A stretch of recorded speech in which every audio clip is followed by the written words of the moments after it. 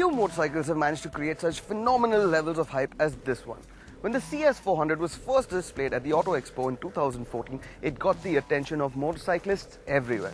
When we brought you the first look video in December 2016, it was amidst clandestine settings and there was little that we could actually experience about the bike.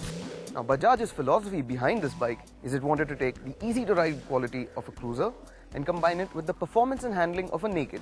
Well, Bajaj have decided to call this a power cruiser.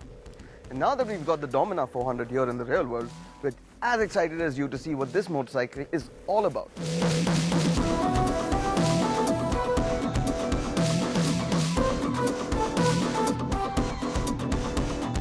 It does have a fairly squat stance, but it also manages to blend in quintessential Pulsar styling cues.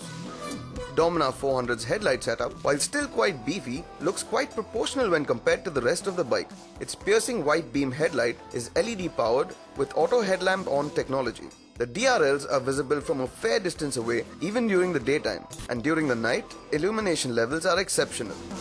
There's a premium feel to the new power cruiser with elegantly raised decals and plenty of smartly machined alloy bits, including the handlebar mount, footrests and its mounts. The Dominar 400 deploys a split speedometer console, which is similar to what we've seen on Ducati's power cruiser, the Diavel. While the handle-mounted one is all digital and blue backlit, it has cascading bars to read out the engine speed and fuel level. The tank-mounted bar gets all the warning lights, including one for the side stand. It doesn't, however, get a gear indicator anywhere, which we would have expected from a motorcycle in this segment and day.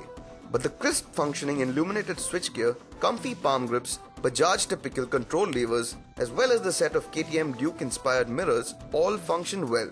The twin vertical LED strip taillight lends flair to the Dominar 400's tail. The fuel tank looks well chiseled and mature and sweeps smoothly into the passenger saddle, which is lightly stepped and has adequate padding.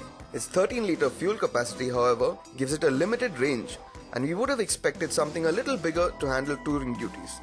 The motorcycle's steel perimeter frame spars sit exposed on either side and add to the aesthetic of the bike, while there are several nifty little highlights like a belly pan, tank extensions and radiator shrouds.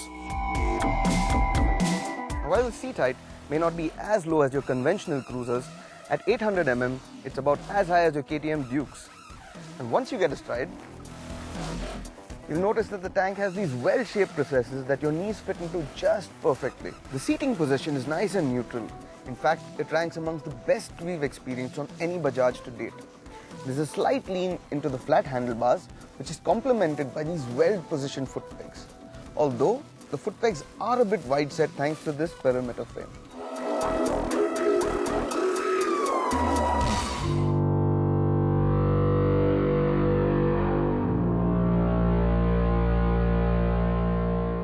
The bike's power plant is a single overhead camshaft that is a Bajaj derivative of KTM's 390 Duke and RC-based engine platforms. The Dominar comes with triple spark technology, with its 4 valves nestled inside a compact single cylinder head.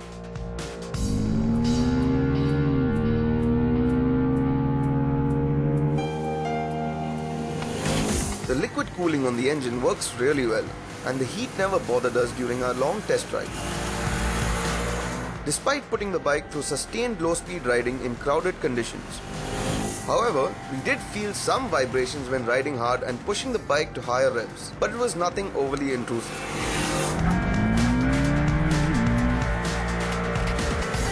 The Dominar has a 6-speed transmission with a precise light feel, and it also gets a slipper clutch, which steps in with hard downshifting from high speed, offering maximum engine braking with minimum drama. The gear ratios feel just right and are perfectly matched to the engine's long legs.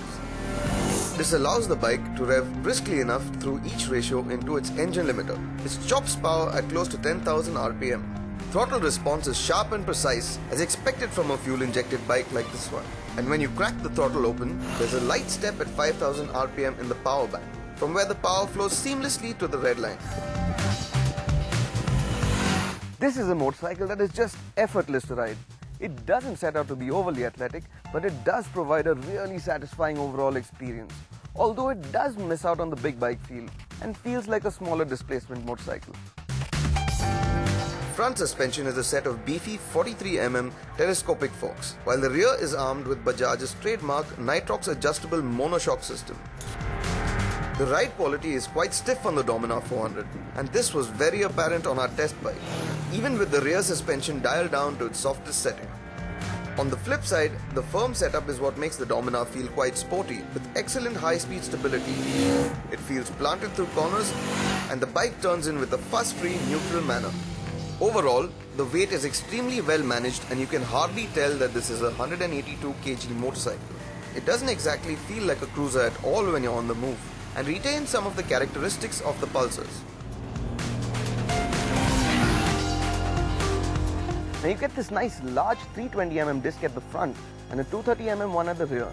And the more expensive variant of the Dominar that we have here also comes with dual channel ABS. Now these brakes offer immense amount of feel and stopping power.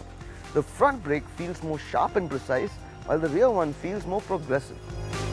And it comes short with these MRF Rev C1 tires that offer commendable levels of grip. In fact, while we were brake testing, there was hardly any need for the ABS to kick in at all. Bajaj have taken a good swing at us all with the pricing. The base variant of the Dominar costs 1,36,000 rupees, and the ABS variant that we have here costs 1,50,000 rupees ex-showroom Delhi, which gives it immense value for money. The Dominar 400 has what it takes to see market success and really dominate the segment. It has all the performance you could possibly need for Indian roads, and it also has reassuring handling and good comfort.